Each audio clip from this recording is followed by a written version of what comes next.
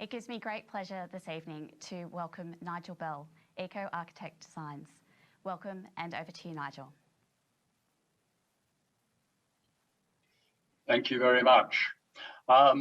Yes, I'm pleased to be here and talk about what you can do if you're building, rebuilding, and the key principles of living, surviving with buildings in an extreme bushfire event. Because as I'm sure you all know, Lisco's had more than its share of pretty dramatic fires. And that started with the fires of 8 years ago, State Mine Fire. Then you had the Gospers Mountain Fire 2 years ago. Obviously, there's been house losses. There's unfortunately been deaths and injury as a result of the mega fires. I've only got a few minutes, so all I can do is quickly run through principles, and I won't talk to the slides very much. You can have a look and follow through later, or even ask questions. But certainly Sanctuary Magazine has information about this house we did some years at Dargan that survived 2 fires, and both of those ones. And also there's an article I wrote late last year, about retrofitting existing houses, key principles. Now, when we come to bushfires and building, it is now highly regulated. It's not for the faint-hearted.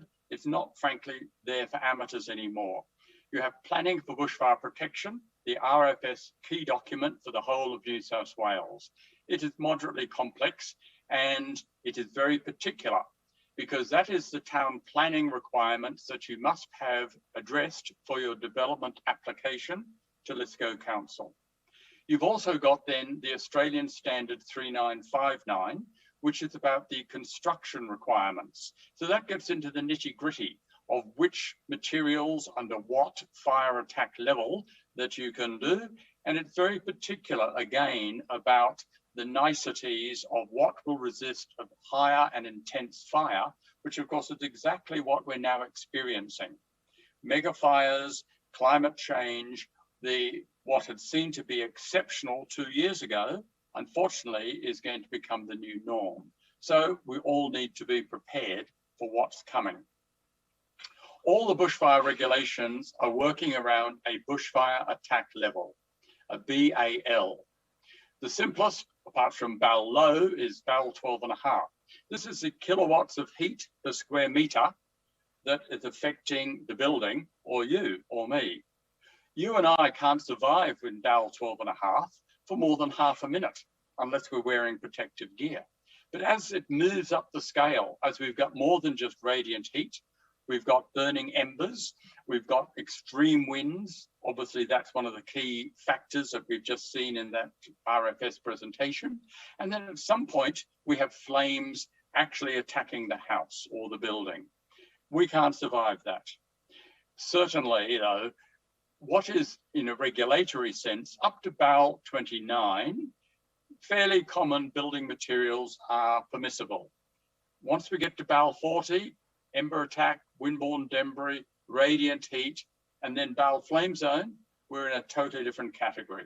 Expert advice is needed, and it is certainly far, far more expensive to build or rebuild when you're in those high and extreme category areas. So number one, get a definitive BAL assessment. And there are, of course, assessors, such as we'll hear from Steve Horton shortly, that are accredited and trained and insured to make sure they give you the right advice.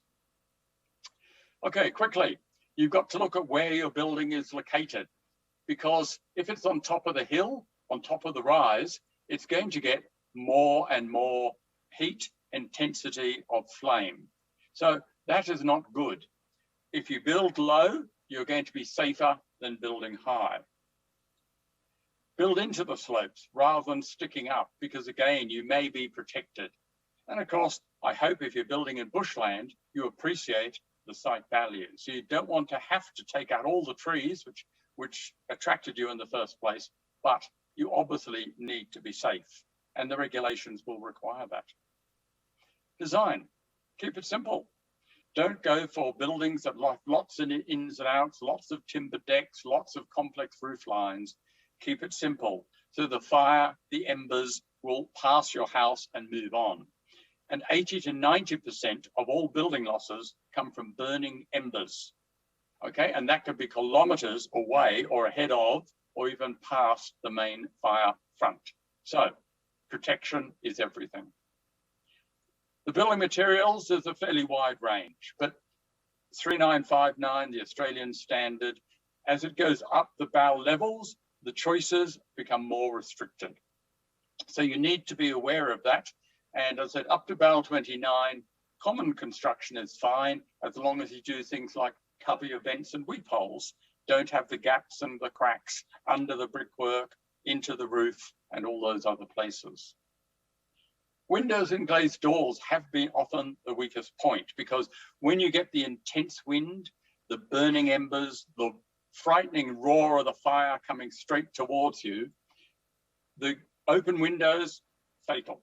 Closed windows with traditional annealed glass doesn't last. It can't take the heat.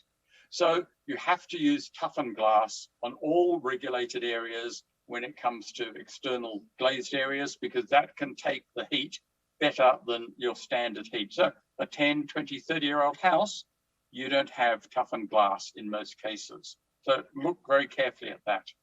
Certainly as you go up the BAL levels, it's increasingly expensive. And so you need to consider your budget as well as all the niceties of what the materials and what the windows and doors are. Because the reality is, if you put in a bushfire shutter, it has to be fire tested. There are Australian standards and two particular ones that relate directly to bushfire attack, BAL 40 and BAL flame zone. And those ones are very onerous, and therefore the shutters could easily cost you $1,000 or more, $1,500 per square meter. And remember, behind it, depending on which kind of shutter, the windows could be $1,000 or more. The one brand that does fire certified BAL flame zone glazing is over $3,000 a square meter. So you'll start to understand that the cost of building or rebuilding in high and extreme bushfire areas is very high. You can expect to spend far, far more money than most of us are ready and prepared to do. I said before, build low, don't build high. When it comes to decks, timber decks, common. I've got them in my own 100-year-old house. But fires particularly commence so often around ground level when the burning ash, the leaves, all have collected around the piers, the timber stumps, and of course underfloor. So again, the fire regulations are specific about if you're building high, you must either enclose around a non-combustible skirt, or if you're building high, you might need to line the underside of your floor, again, with non-combustible materials. Very important. Posts, those simple things. So, as I said, the last 400 millimeters in the regulatory world is regarded as most vulnerable. So you can use various hardwoods up to BAL 29. But if you're past BAL 29, or if you're like me, I'm not going to take the risk. I will now specify metal supports virtually everywhere, because fires will come irrespective of what our BAL level is, irrespective of what our history has been. Sooner or later, fires are going to touch upon so much of your region and my region in the Blue Mountains. If you do have timber posts that are hardwood, you must have a metal stirrup that lifts it up at least 75 millimeters above your ground or above your paving area. Again, decks and verandas, keep it simple. The more complex, the more it'll catch the embers. The more the embers will fest up and under those high winds, potentially get in under the roof. And when the fire is in the roof, you've got no chance of stopping it. Often you won't even know it's there, unfortunately. So that's the point these days of don't be ridiculously brave. Increasingly the RFS with your bushfire emergency plan, it's safest to evacuate, and hopefully your house is well protected. So you have to again look at all the details, the gaps and the cracks, the low areas, and of course the high areas as well. I'm an architect. I've worked around here for 30 or 40 years. Frankly, apart from heritage, I will never use tiles, because think about it. Tiles will move in the high winds. You are required to tie down every single tile. You're relying on the foil, the sarking behind for fireproofing. I do metal roofing in bushfire prone areas every time. Gutter guards, controversial, but they do help. You can't put in the old plastic roof lights or skylights. You have to use roof windows up to bell 40, but you can't go past that. And of course, higher and extreme winds is part of the bushfire package, unfortunately.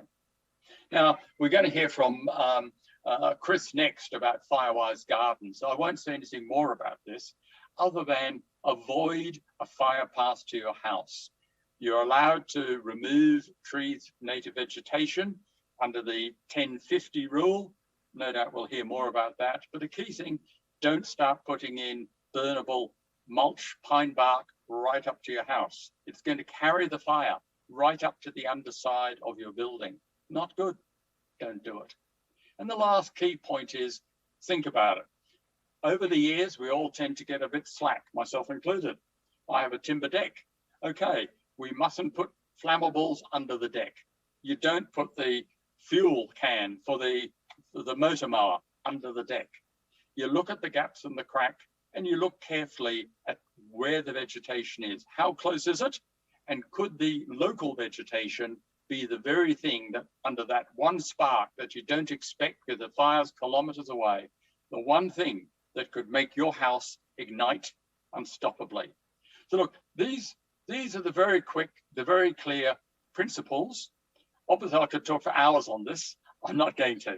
I finished my short, sharp principles.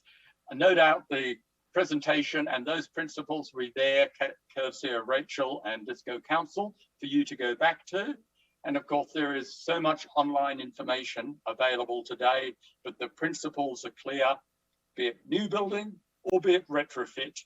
Do it, and do it before the next extreme fire season, because otherwise it'll be too late for all of us. So thank you. Happy to take questions at the end.